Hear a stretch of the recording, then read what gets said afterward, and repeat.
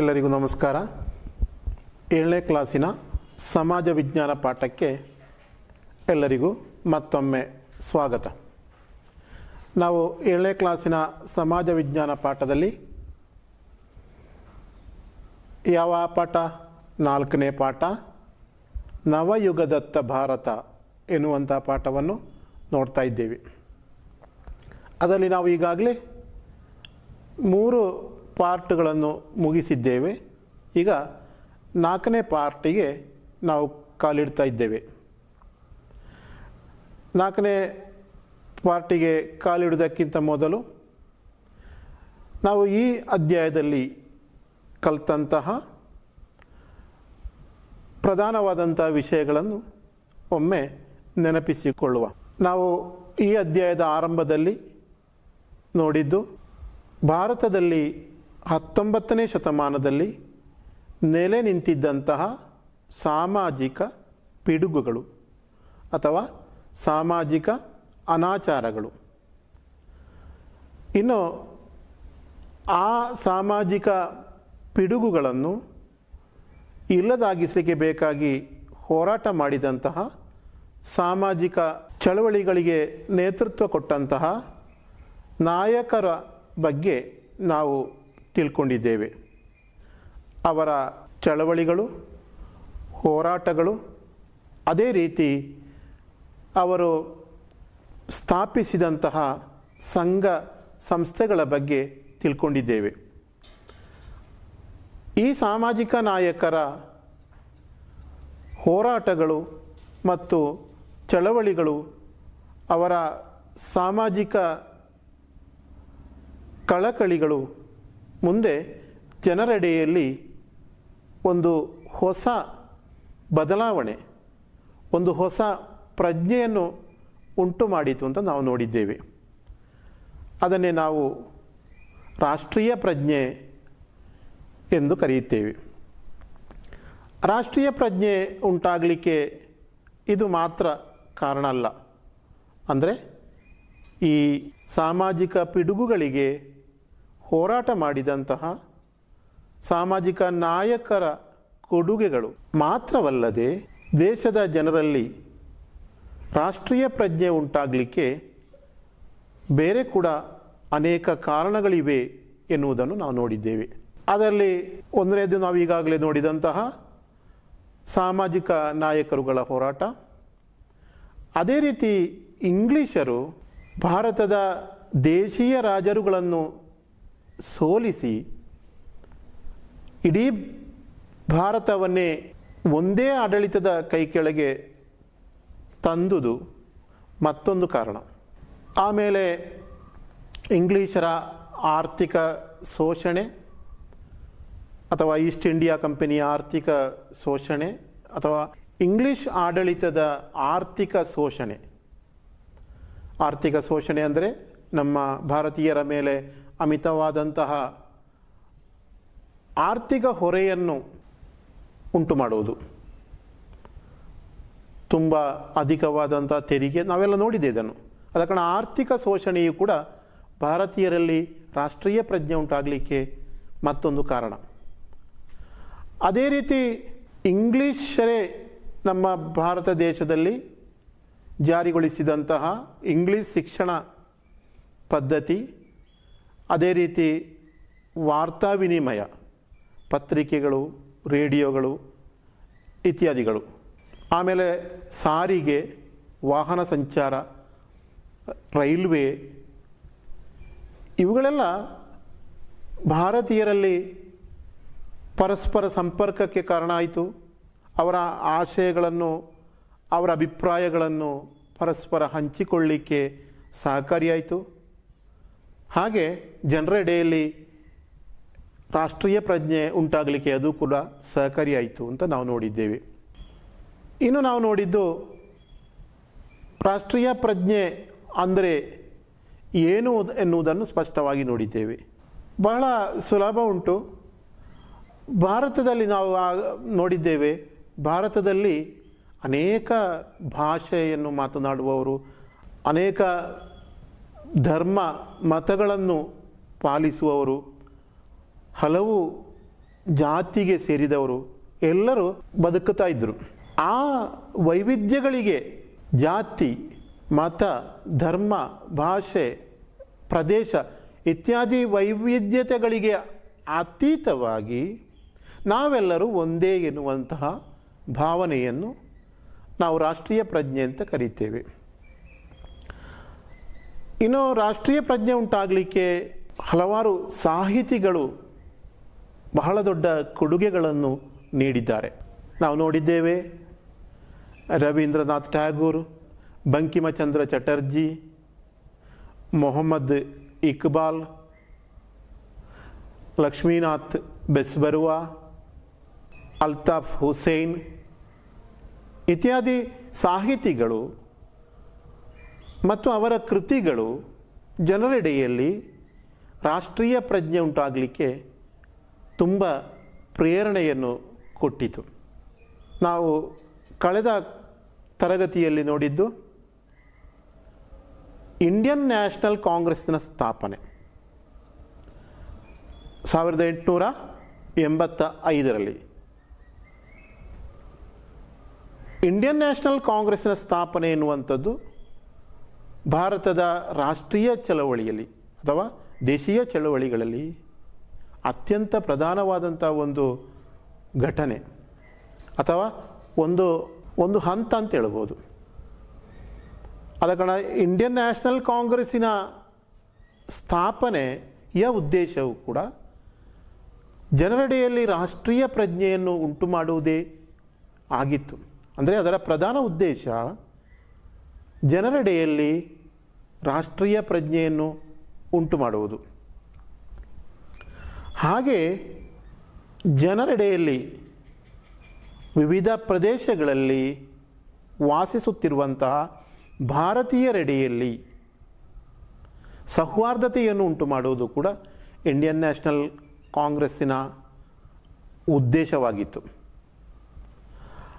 ಆಮೇಲೆ ಮತ್ತೊಂದು Indian national ಕಾಂಗ್ರೆಸ್ಸಿನ ಉದಯಕ್ಕೆ ಕಾರಣ ಎಂದು ಹೇಳಬಹುದಾದಂಥ ವಿಷಯ ಏನು, ಭಾರತೀಯರ ಸಮಸ್ಯೆಗಳನ್ನು ಇಂಗ್ಲೀಷರಿಗೆ ತಿಳಿಸುವುದು. ಅಂದರೆ ಇಂಗ್ಲೀಷರು ಮತ್ತು ಭಾರತೀಯರ ಒಳಗೆ ಒಂದು ಸಂವಹನ ಮಾರ್ಗವಾಗಿ ಇಂಡಿಯನ್ ನ್ಯಾಷನಲ್ ಕಾಂಗ್ರೆಸ್ ಕಾರ್ಯನಿರ್ವಹಿಸಬೇಕು ಎಂಬುದಾಗಿತ್ತು ಇಂಡಿಯನ್ ನ್ಯಾಷನಲ್ ಕಾಂಗ್ರೆಸ್ಸನ್ನು ಸ್ಥಾಪಿಸಿದಂತಹ ನಾಯಕರುಗಳ ಉದ್ದೇಶ. ಆಮೇಲೆ ಇಂಡಿಯನ್ ನ್ಯಾಷನಲ್ ಕಾಂಗ್ರೆಸ್ಸಿನ ಆರಂಭದ ನಂತರ ಭಾರತದ ರಾಷ್ಟ್ರೀಯ ಚಳುವಳಿಗಳಿಗೆ ಅಥವಾ ಸ್ವಾತಂತ್ರ್ಯ ಚಳವಳಿ ಅಂತ ಹೇಳ್ಬೋದು, ಅದಕ್ಕೆ ಒಂದು ಪ್ರತ್ಯೇಕವಾದಂತಹ ಒಂದು ಹೊಸ ರೂಪ ಉಂಟಾಗುತ್ತದೆ, ಒಂದು ಹೊಸ ಚಿತ್ರಣ ಸಿಗ್ತದೆ. ಭಾರತದ ರಾಷ್ಟ್ರೀಯ ಚಳವಳಿಗಳು ಹೇಗಿರಬೇಕು ಎನ್ನುವುದರ ಬಗ್ಗೆ ಒಂದು ಸ್ಪಷ್ಟವಾದಂತಹ ಒಂದು ಮಾರ್ಗಸೂಚಿ ಇರ್ತದೆ. ಅದರಲ್ಲಿ ನಾವು ಮೊನ್ನೆ ನೋಡಿದ್ದು ಇಂಡಿಯನ್ ನ್ಯಾಷನಲ್ ಕಾಂಗ್ರೆಸ್ಸಿನ ಉದಯದೊಂದಿಗೆ ಭಾರತದ ರಾಷ್ಟ್ರೀಯ ಚಳವಳಿಗಳನ್ನು ಮೂರಾಗಿ ವಿಂಗಡಿಸುವುದು. ಯಾವುದೆಲ್ಲ? ಒಂದು ಮಂದಗಾಮಿ ಚಳವಳಿಗಳ ಕಾಲಘಟ್ಟ, ಇನ್ನೊಂದು ತೀವ್ರಗಾಮಿ ಚಳವಳಿಗಳ ಕಾಲಘಟ್ಟ, ಇನ್ನೊಂದು ಗಾಂಧೀಜಿಯವರ ಕಾಲಘಟ್ಟ ಅಂತೇಳಿ. ಮಂದಗಾಮಿ ಚಳವಳಿಗಳ ಹೋರಾಟದ ರೀತಿ ನಾವು ಮೊನ್ನೆ ನೋಡಿದ್ದೇವೆ. ಇಂಗ್ಲೀಷರಲ್ಲಿ ಕೆಲವು ಬೇಡಿಕೆಗಳನ್ನು, ಕೇಳಿಕೆಗಳನ್ನು, ಮನವಿಗಳನ್ನು ಭಾರತೀಯರ ಪರವಾಗಿ ಕೊಡುವಂಥದ್ದು.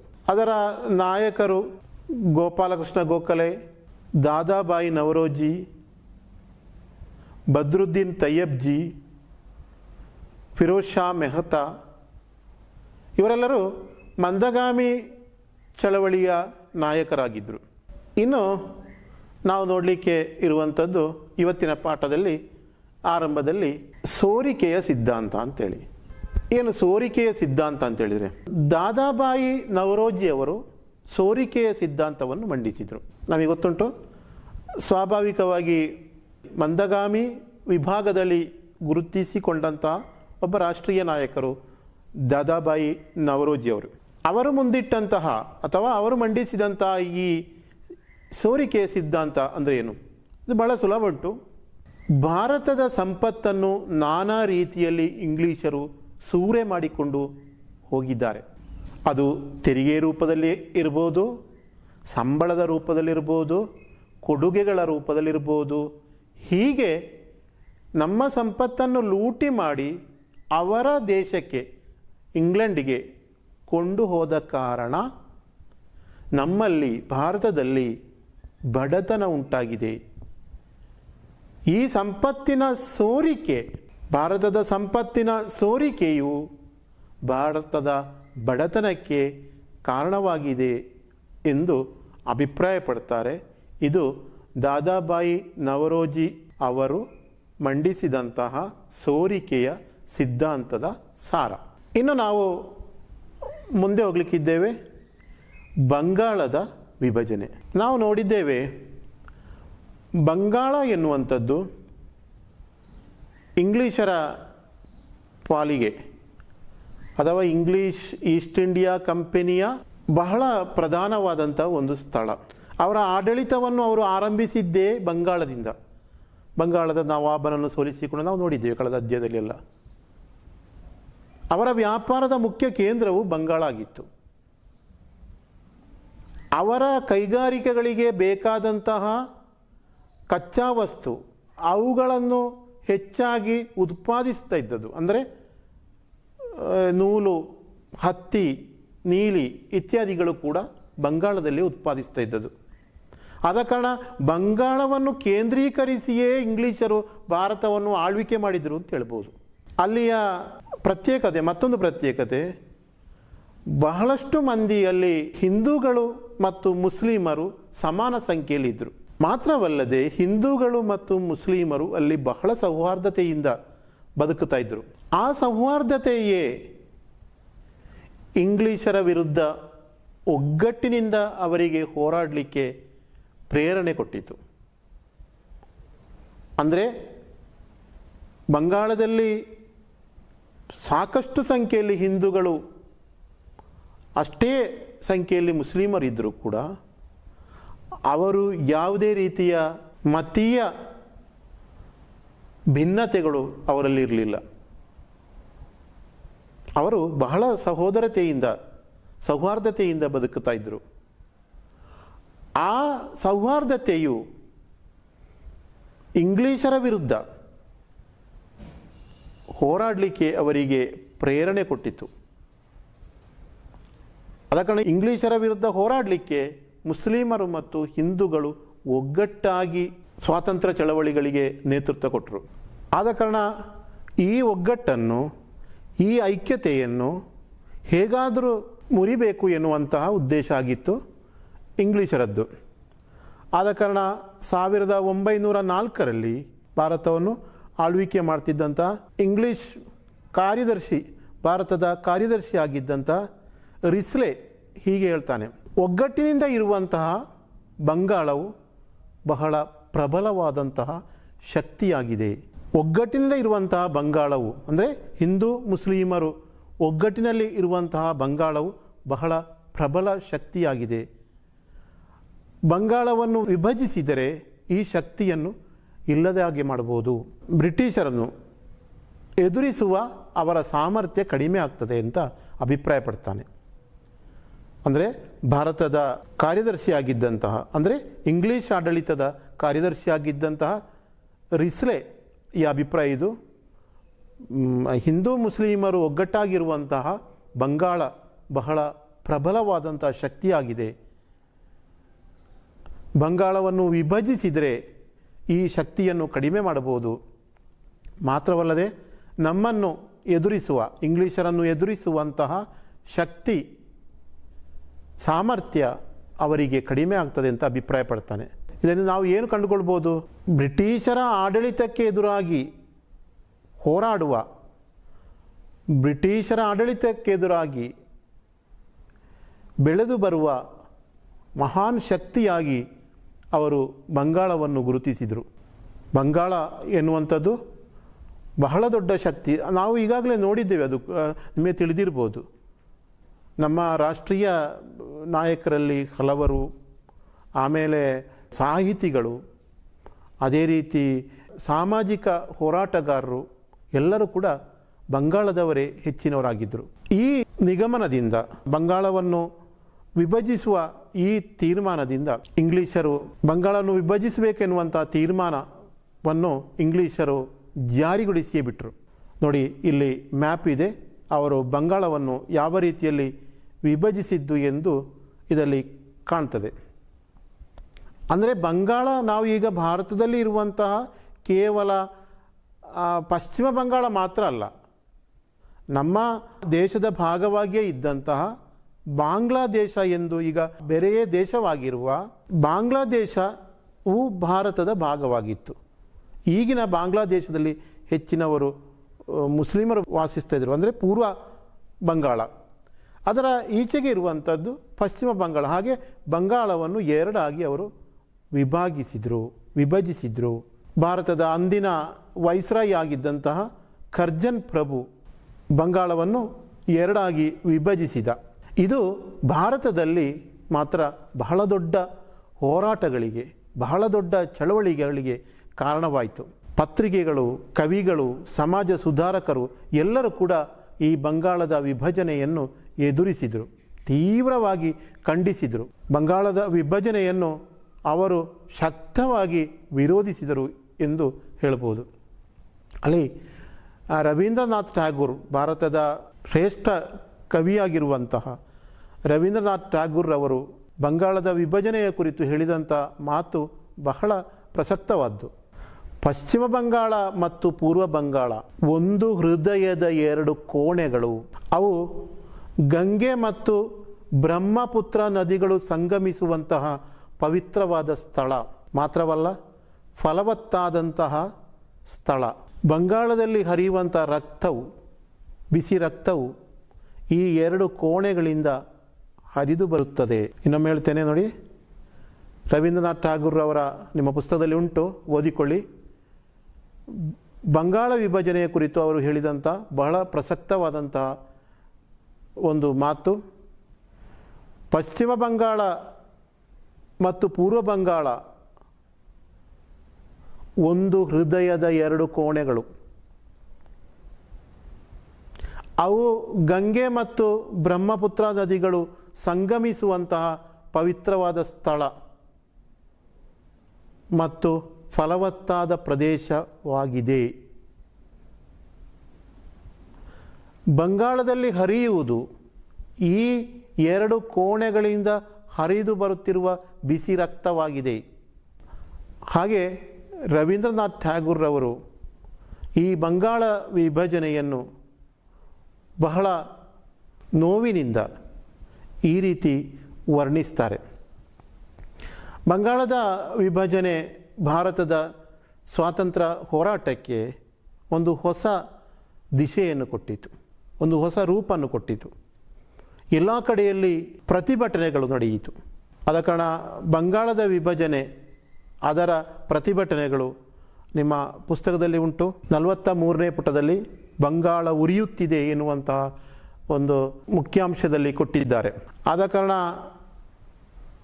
ಬಂಗಾಳದ ವಿಭಜನೆಯು ಅತ್ಯಂತ ದೊಡ್ಡ ಹೋರಾಟಗಳಿಗೆ ಸಾಕ್ಷಿಯಾಯಿತು. ಆ ಹೋರಾಟದ ರೀತಿಗಳು ಏನೆಲ್ಲ ಅಂತ ನೋಡುವ. ಒಂದನೇದಾಗಿ ಪ್ರತಿಭಟನಾ ಮೆರವಣಿಗೆ, ಎರಡನೇದಾಗಿ ವಿದೇಶಿ ವಸ್ತುಗಳನ್ನು ಮಾರುವ ಅಂಗಡಿಗಳಿಗೆ ನಿರ್ಬಂಧ ಹೇರಿದರು ಭಾರತೀಯರು. ವಿದೇಶಿ ಬಟ್ಟೆಗಳನ್ನು ಉರಿಸಿ ನಾಶ ಮಾಡಿ ತಮ್ಮ ಪ್ರತಿಭಟನೆಯನ್ನು ಸೂಚಿಸಿದರು. ಸ್ವದೇಶಿ ವಸ್ತುಗಳನ್ನು ಹೆಚ್ಚಾಗಿ ಬಳಸಲು ಪ್ರೇರಣೆ ಕೊಟ್ಟರು.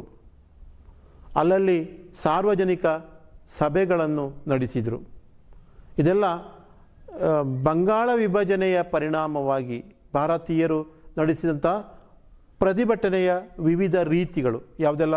ಒಂದನೇದಾಗಿ ಪ್ರತಿಭಟನೆ, ಮೆರವಣಿಗೆ, ಎರಡನೇದು ವಿದೇಶಿ ವಸ್ತುಗಳನ್ನು ಮಾರಾಟ ಮಾಡುವ ಅಂಗಡಿಗಳಿಗೆ ನಿರ್ಬಂಧ, ಮೂರನೇದಾಗಿ ವಿದೇಶಿ ಬಟ್ಟೆಗಳನ್ನು ಉರಿಸಿ ನಾಶ ಮಾಡಿ ಪ್ರತಿಭಟನೆ, 4 ಸ್ವದೇಶಿ ವಸ್ತುಗಳನ್ನು ಬಳಸಲಿಕ್ಕೆ ಬೇಕಾಗಿ ಭಾರತೀಯರಿಗೆ ಪ್ರೇರಣೆ, 5 ಬ್ರಿಟಿಷರಿಗೆ ಎದುರಾಗಿ ಪ್ರತಿಭಟನೆಗಳನ್ನು, ಸಾರ್ವಜನಿಕ ಸಭೆಗಳನ್ನು ನಡೆಸಿದರು.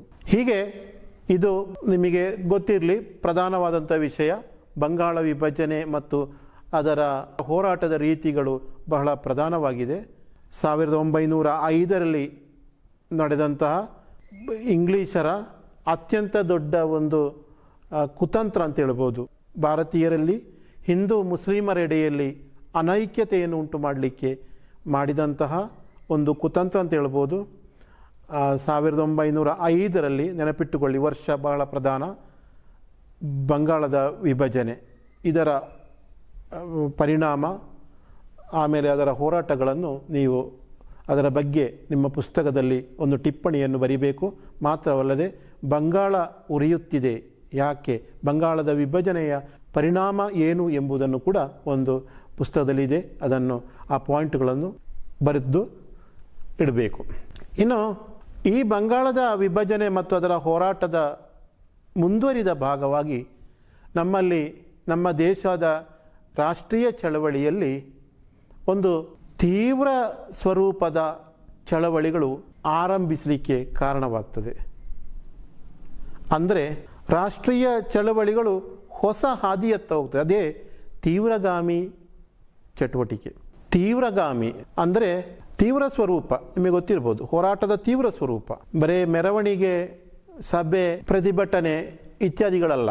ಅದಕ್ಕಿಂತ ಸ್ವಲ್ಪ ತೀವ್ರವಾದಂಥ ಹೋರಾಟಕ್ಕೆ ನಾವು ತೀವ್ರಗಾಮಿ ರಾಷ್ಟ್ರೀಯ ಚಳವಳಿ ಅಂತ ಹೇಳ್ಬೋದು. ಆದ ಕಾರಣ ತೀವ್ರಗಾಮಿ ಹೋರಾಟದ, ತೀವ್ರಗಾಮಿ ಚಳವಳಿಯ ನಾಯಕರಾಗಿ ನಾವು 3 ಜನ ಪ್ರಧಾನವಾದಂಥ ನಾಯಕರನ್ನು ನೋಡ್ತೇವೆ. ಒಂದು ಲಾಲಾ ಲಜಪತ್ ರಾಯ್,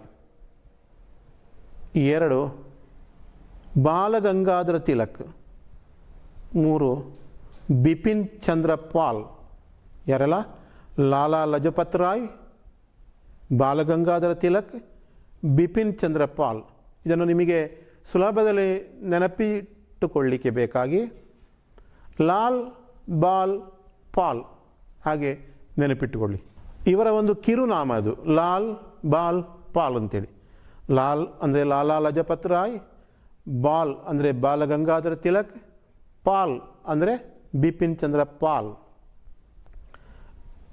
ಇವರು ತೀವ್ರಗಾಮಿ ರಾಷ್ಟ್ರೀಯ ಚಳವಳಿಯ ನಾಯಕರಾಗಿದ್ದರು. ಇದರಲ್ಲಿ ಪ್ರಧಾನವಾದ್ದು ಬಾಲಗಂಗಾಧರ ತಿಲಕ್. ನಿಮಗೆ ಗೊತ್ತಿರ್ಬೋದು, ಹೆಸರು ಕೇಳಿರ್ಬೋದು, ಈಗಾಗಲೇ ಕಲ್ತಿರ್ಬೋದು ಅವರ ಬಗ್ಗೆ. ಬಾಂಬೆ ಅಥವಾ ನಮ್ಮ ಮಹಾರಾಷ್ಟ್ರವನ್ನು ಕೇಂದ್ರೀಕರಿಸಿ ರಾಷ್ಟ್ರೀಯ ಚಳವಳಿಗಳಿಗೆ ನೇತೃತ್ವ ಕೊಟ್ಟಂತಹ ನಾಯಕ ಬಾಲಗಂಗಾಧರ ತಿಲಕ್. ಜನರನ್ನು ಬೇರೆ ಬೇರೆ ಬೇರೆ ರೀತಿಯಲ್ಲಿ ಒಗ್ಗಟ್ಟು ಮಾಡಲಿಕ್ಕೆ ಬೇಕಾಗಿ, ಸಂಘಟಿಸಲಿಕ್ಕೆ ಬೇಕಾಗಿ ವಿವಿಧ ಕಾರ್ಯಕ್ರಮಗಳನ್ನು ಅವರು ಹಮ್ಮಿಕೊಳ್ತಾರೆ. ಅದರಲ್ಲಿ ನೀವು ಈಗಾಗಲೇ ಗೊತ್ತಿರ್ಬೋದು,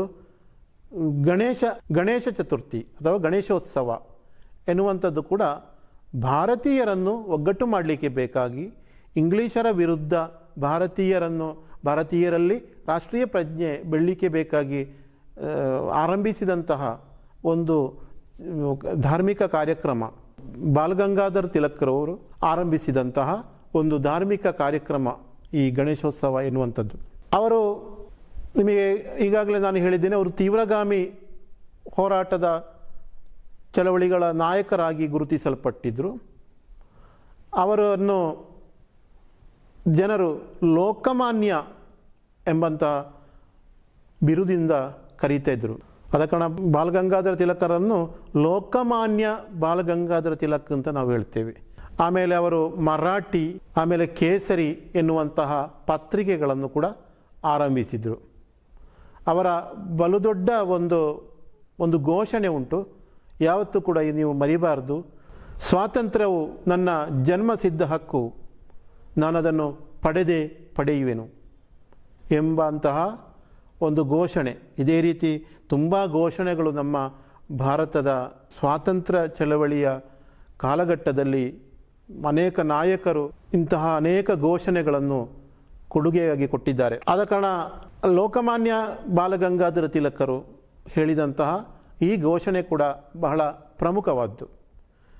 ಇನ್ನು ಈಗಾಗಲೇ ನಾವು ಸ್ವಾತಂತ್ರ್ಯ ಚಳವಳಿಗಳಲ್ಲಿ ಮಂದಗಾಮಿ ಕಾಲಘಟ್ಟ, ತೀವ್ರಗಾಮಿ ಕಾಲಘಟ್ಟವನ್ನು ನೋಡಿದ್ದೇವೆ.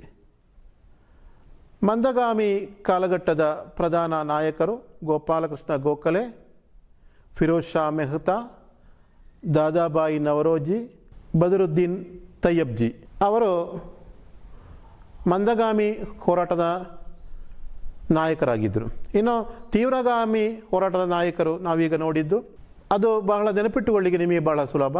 ಲಾಲ್ ಬಾಲ್ ಪಾಲ್, ಲಾಲಾ ಲಜಪತ್ ರಾಯ್, ಬಾಲಗಂಗಾಧರ ತಿಲಕ್, ಬಿಪಿನ್ ಚಂದ್ರ ಪಾಲ್. ಇದು ಪ್ರಧಾನವಾದಂಥ ಆರಂಭ ಕಾಲಘಟ್ಟದ ಹೋರಾಟಗಾರರು. ಆದರೆ ಮುಂದೆ ತೀವ್ರಗಾಮಿ ಹೋರಾಟಗಾರರು ತುಂಬ ಜನರು ಭಾರತದ ಸ್ವಾತಂತ್ರ್ಯ ಚಳವಳಿಗಳಲ್ಲಿ ತೀವ್ರಗಾಮಿ ಹೋರಾಟದ ದಾರಿಯನ್ನು ಆಯ್ಕೆ ಮಾಡಿಕೊಳ್ತಾರೆ. ಅದು ನಿಮಗೆ ಮುಂದಿನ ತರಗತಿಯಲ್ಲಿ ಕಲಿಕೆ ಉಂಟು. ನೀವು ಕೇಳಿರ್ಬೋದು ಭಗತ್ ಸಿಂಗ್, ಚಂದ್ರಶೇಖರ್ ಆಜಾದ್, ಆಮೇಲೆ ನೇತಾಜಿ ಸುಭಾಷ್ ಚಂದ್ರ ಬೋಸ್, ಇವರೆಲ್ಲ ತೀವ್ರ ಸ್ವರೂಪದ ಹೋರಾಟವನ್ನೇ ಇಂಗ್ಲೀಷರ ವಿರುದ್ಧ ಮಾಡಬೇಕು ಎಂದು ನಂಬಿದವರು. ಅದನ್ನು ನಾವು ಮುಂದಿನ ತರಗತಿಯಲ್ಲಿ ನಾವು ಕಲಿಕಿದ್ದೇವೆ. ಇಂದಿನ ತರಗತಿಯನ್ನು ಇಲ್ಲಿಗೆ ನಾನು ನಿಲ್ಲಿಸ್ತೇನೆ. ನಿಮಗೆಲ್ಲರಿಗೂ ಕೂಡ ಈ ಪಾಠಭಾಗ ಅರ್ಥ ಆಗಿರ್ಬೋದು ತೋರ್ತದೆ. ಪಾಠಪುಸ್ತಕವನ್ನು ಹಲವು ಬಾರಿ ಓದಿಕೊಳ್ಳಿ. ಪ್ರಧಾನವಾದಂಥ ವಿಷಯಗಳನ್ನು ಟಿಪ್ಪಣಿ ವಿವರಣೆ ರೂಪದಲ್ಲಿ ಬರೆದುಕೊಳ್ಳಿ. ಅದೇ ರೀತಿ ಒಂದು ಶಬ್ದದಲ್ಲಿ ಅಥವಾ ಒಂದು ವಾಕ್ಯದಲ್ಲಿ ಉತ್ತರಿಸುವ ಪ್ರಶ್ನೆಗಳನ್ನು ಬೇರೆಯೇ ನೀವೇ ಸಂಗ್ರಹಿಸಿಟ್ಟುಕೊಳ್ಳಿ. ಈ ಅಧ್ಯಾಯದ ಕೊನೆಯ ಭಾಗ ಮುಂದೆ ನಾವು ನೋಡಲಿಕ್ಕಿದ್ದೇವೆ. ಅದರಲ್ಲಿ ನಿಮ್ಮಲ್ಲಿ ಕೆಲವು ರಸಪ್ರಶ್ನೆಗಳನ್ನು ನಾನು ಕೇಳಲಿಕ್ಕಿದ್ದೇನೆ ಈ ಪಾಠಕ್ಕೆ ಸಂಬಂಧಪಟ್ಟು. ಆದ ಕಾರಣ ಆ ಪಾಠ ಭಾಗವನ್ನು ಒಟ್ಟಾಗಿ ಓದಿಕೊಂಡು ತಯಾರಾಗಿರಿ. ನಿಮಗೆಲ್ಲರಿಗೂ ಕೂಡ ನನ್ನ ನಮಸ್ಕಾರ.